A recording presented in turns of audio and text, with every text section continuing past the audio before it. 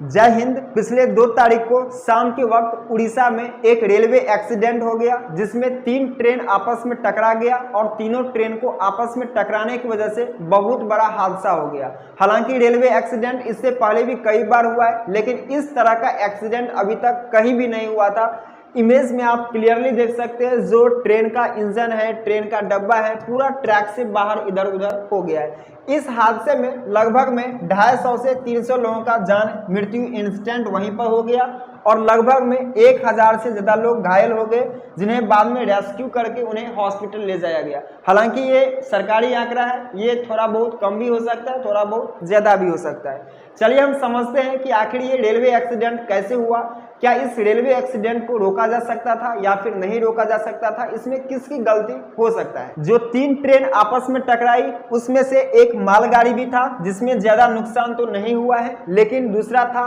Coromandel express जो हावड़ा से चल के चेन्नई की तरफ जा रही थी। इसमें भी नुकसान हुआ है, बट इसमें भी थोड़ा बहुत नुकसान हुआ है। सबसे ज्यादा नुकसान हुआ है बेंगलुरु हावड़ा एक्सप्रेस में। ये बेंगलुरु से चल के हावड़ा की तरफ आ रही थी। ये एक्सीडेंट हुआ कैसे, इसको समझिए। ये जो मालगाड़ी है ये हावड़ा तरफ से आ रहा था, हावड़ा से नहीं बट उधर से ही आ रहा था जिधर से ये कोरोमंडल एक्सप्रेस आ रही थी। कोरोमंडल एक्सप्रेस हावड़ा की तरफ से आ रही थी और ये जो बेंगलुरु हावड़ा एक्सप्रेस है ये बेंगलुरु से हावड़ा की तरफ आ रही थी।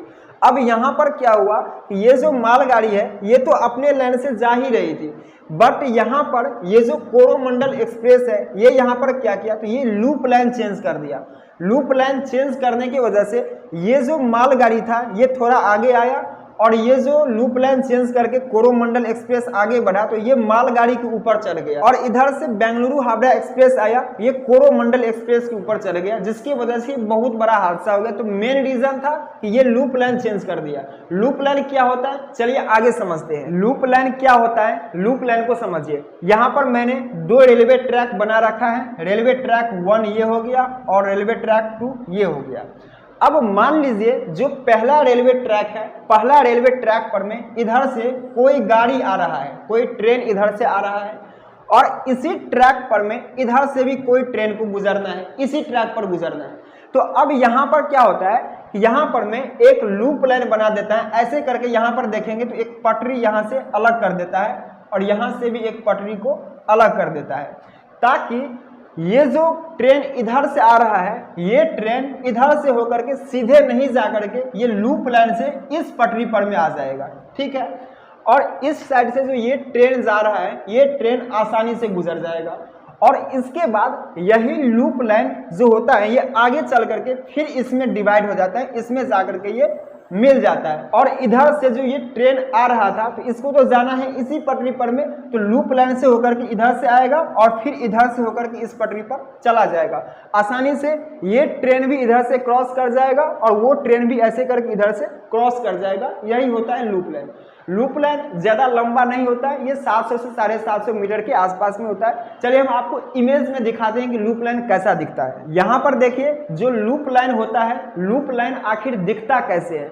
यहाँ पर में 2 मेन लाइन आया हुआ है, एक मेन लाइन आपका ये हो गया और दूसरा मेन लाइन आपका ये हो गया। अब मान लीजिए इस मेन लाइन पर में उधर से भी कोई ट्रेन आ रहा है और इसी मेन लाइन पर इधर से भी कोई ट्रेन जा रहा है, तो दोनों में तो टक्कर हो सकता है क्योंकि ट्रैक तो सेम है। इसलिए यहाँ पर क्या किया, यहाँ पर देख रहे होंगे अलग से एक पटरी बिछा दिया गया है, लूप लाइन बिछा दिया गया है और इस पटरी को ले जा करके उस मेन लाइन वाले ट्रैक में जोड़ दिया गया है, ताकि इधर से जो भी ट्रेन जा रहा है वो उधर से आने वाले ट्रेन में टक्कर ना हो। ये आसानी से ऐसे करके लूप लाइन से होकर के उस ट्रैक पे चला जाएगा और इधर से जो भी ट्रेन आ रहा है वो आसानी से इधर क्रॉस कर जाएगा। और इसी तरह से लूप लाइन आगे जा करके भी रहता है, ताकि इधर से जो भी लूप लाइन से गया है ट्रेन ऐसे करके वो आगे फिर लूप लाइन से इसी ट्रैक पे आ जाए। और ये लूप लाइन ज़्यादा लंबा नहीं होता है, ये 700 से 800 मीटर के आसपास में ही होता है। अब हम इमेज के माध्यम से समझते हैं कि ये एक्सीडेंट आखिर हुआ कैसे। ये आपका कोरोमंडल एक्सप्रेस हो गया जो हावड़ा से चल के चेन्नई की तरफ जा रही थी। यहाँ पर आपका ये कोरोमंडल एक्सप्रेस है और ये हो गया आपका मालगाड़ी। ये मालगाड़ी और कोरोमंडल एक्सप्रेस दोनों एक ही रूट से आ रही थी और एक ही रूट से आने के बाद उड़ीसा में एक बालासोर रेलवे स्टेशन है, बालासोर से थोड़ा आगे निकल गई थी और आगे निकलने के बाद ये जो कोरोमंडल एक्सप्रेस है ना, ये आगे आकर के एक लूप लाइन चेंज कर दिया और लूप लाइन चेंज करने के बाद क्या हुआ कि जिस लूप लाइन से वो जिस ट्रैक पे आया ना, उस ट्रैक पे पहले से ही ये मालगाड़ी साथ साथ उसके आ रहा था। अब जैसे ही ये लूप लाइन चेंज किया तो ये जो कोरोमंडल एक्सप्रेस का इंजन था, ये कोरोमंडल एक्सप्रेस का इंजन आप देख सकते हैं, ये मालगाड़ी के ऊपर चढ़ गया और जैसे ही ये मालगाड़ी के ऊपर चढ़ा तो इसका जो डब्बा था वो ट्रैक से उतर गया, कुछ डब्बा दूसरा ट्रैक पे जा गिरा और जिस ट्रैक पर में ये कोरोमंडल एक्सप्रेस का डब्बा गिरा था उस ट्रैक पर में उधर से बेंगलुरु हावड़ा एक्सप्रेस आ रहा था। जैसे कि आप देख रहे हैं, ये बेंगलुरु हावड़ा एक्सप्रेस जैसे ही आगे बढ़ा तो कोरोमंडल एक्सप्रेस के डब्बे से टकराया, जिसकी वजह से ये बहुत भारी दुर्घटना हो गया। तो जो मेन रीजन था वो था कोरोमंडल एक्सप्रेस का रेलवे ट्रैक चेंज करना, लूप लाइन चेंज करना। अगर वो लूप लाइन चेंज नहीं करता तो हो सकता था कि ये जो घटना है ये रुक भी जाता। जिस टाइम ये एक्सीडेंट हुआ उस टाइम अगर आप ट्रेन की स्पीड देखेंगे कि ट्रेन का स्पीड कितना था, कितने स्पीड से तीनों ट्रेन आपस में टकराया है, तो जो कोरोमंडल एक्सप्रेस था ये 128 किलोमीटर प्रति घंटे की स्पीड से आगे बढ़ रहा था और जो बेंगलुरु हावड़ा एक्सप्रेस था ये 116 किलोमीटर प्रति घंटे की रफ्तार से आगे बढ़ रहा था। इतना स्पीड होने के कारण ही ये जो एक्सीडेंट हुआ है ये इतना विकराल हो गया। यहाँ पर आप देख सकते हैं ट्रेन का जो बोगी था, इंजन था, वो एक दूसरे ट्रेन के ऊपर चढ़ गया है, कुछ ट्रैक से बाहर आ गए, इधर उधर, मतलब भारी तबाही यहाँ पर में लाग दिया है। यहाँ पर भी देख सकते हैं पूरा का पूरा जो ट्रेन का डब्बा था वो ट्रैक से बाहर आ गया है, पूरा इधर उधर भटक गया है। अब यहाँ पर सवाल ये आता है, क्या इस घटना को रोका जा सकता था? बिल्कुल रोका जा सकता था। इस तरह के ट्रेन हादसे को रोकने का दो उपाय है। दो उपाय क्या क्या है? सबसे पहला तो है सिग्नल। जब तक किसी भी ट्रेन को सिग्नल नहीं मिलेगा वो ट्रेन वहां से आगे नहीं बढ़ेगा, जिससे घटना रुक सकता है। लेकिन इसमें क्या हुआ था, जो कोरोमंडल एक्सप्रेस था उन्हें यहाँ पर में सिग्नल मिल चुका था और वो कोरोमंडल एक्सप्रेस सिग्नल से आगे निकल चुका था। आगे कोई भी सिग्नल नहीं थी, आगे एक लूप लाइन थी। लूप लाइन में कोरोमंडल एक्सप्रेस चला गया। लूप लाइन में जाने के कारण जो कोरोमंडल एक्सप्रेस था वो मालगाड़ी से टकरा गया। दूसरा जो उपाय है इस तरह की घटना को रोकने का वो है कवच सिस्टम। कवच सिस्टम अभी यहाँ पर में रहता तो हो सकता है कि ये जो घटना था ये रुक सकता था। अब ये जो कवच सिस्टम होता है ये तब काम आता है जिस जगह पर में कोई भी सिग्नल नहीं होता है। जैसे कि अभी जो कोरोमंडल एक्सप्रेस सिग्नल देख करके सिग्नल से आगे बढ़ा, आगे उसे कोई भी सिग्नल नहीं था, सिग्नल था ही नहीं आगे।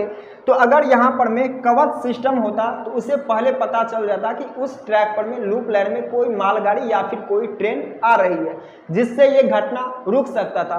तो यहाँ पर कवच सिस्टम तो था नहीं। इस कवच प्रणाली के ऊपर इंडियन रेलवे बहुत दिनों से काम कर रहा है। लगभग में 2012 से ही इसके ऊपर काम चल रहा है और इसका काम RDSO को सौंपा गया है, जो research designing and standard organisation company है उसको सौंपा गया है। कवच प्रणाली के ऊपर वही काम कर रहा है। पता नहीं कब तक ये कंप्लीट होगा। हालांकि अगर ये हो जाएगा तो ट्रेन एक्सीडेंट बहुत कम होगा। इससे पहले ही पता चल जाता है कि आगे ट्रैक पे ट्रेन आने वाला है। और ये कवच प्रणाली तब काम आता है जिस रूट पर में जहां पर में कोई भी सिग्नल नहीं होता है। इसके अलावा इस हादसे में रेलवे का भी कुछ ना कुछ कहीं ना कहीं लापरवाही है। अगर यहाँ पर रेलवे का लापरवाही नहीं होता तो इस हादसे को पूरा तो नहीं बट थोड़ा बहुत टाला जा सकता था। वो कैसे, इसको समझिए।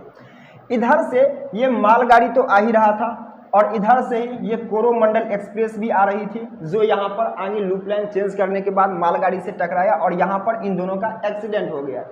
अब बाद में आया ये Bengaluru Howrah express main line से। अब अगर इसको पहले ही सूचना दे दिया जाता कि आगे एक्सीडेंट हुआ है तो ये पहले ही रुक जाता और सबसे ज़्यादा पैसेंजर इसी ट्रेन में था, इसी ट्रेन में सबसे ज़्यादा नुकसान भी हुआ है। तो पहले ही अगर इसे सूचना दे दिया जाता, इसे रेड सिग्नल मिल जाता तो ये पहले ही रुक जाता और हादसा कम होता।